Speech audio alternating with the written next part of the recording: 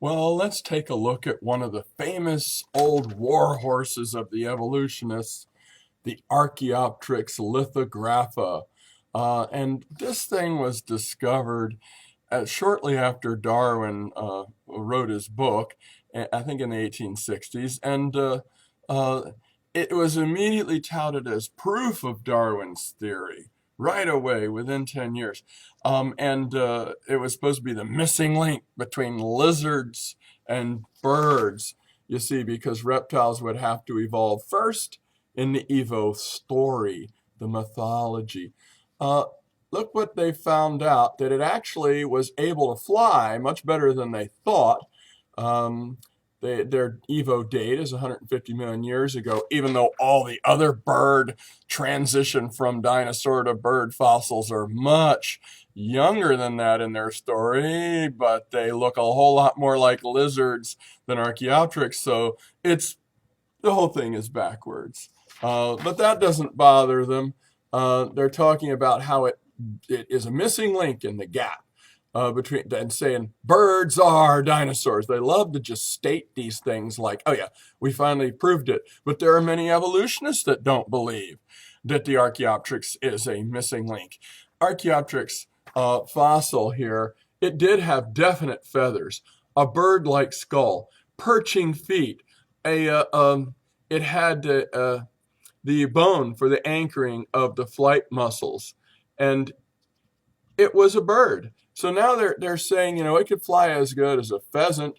Uh, it was once thought to merely glide because it was, after all, a missing link and not only half bird, so it wasn't very good at flying. It also wasn't very good at being a dinosaur. And all the other fossils are a disgrace to the evolution thinking. And they still love Archaeopteryx lithographa. So they could actually fly. This guy Mayer, who is an ornithologist, says, they could do active flight once they could get off the ground. Maybe they pushed off the ground, like chickens and pheasants and some other poor flyers, with their legs first to get themselves up in the air and going. But once they're up in the air, they really can flap. So this Dino-bird thing is a real embarrassment. I mean, it's true that Archaeopteryx had teeth, but there are other true bird fossils that are extinct now that also had teeth. It's true that Archaeopteryx had vertebrae extending out from the body into the tail, but so do swans, and they're certainly birds. And penguins too, but swans I think are a really fun example to talk about.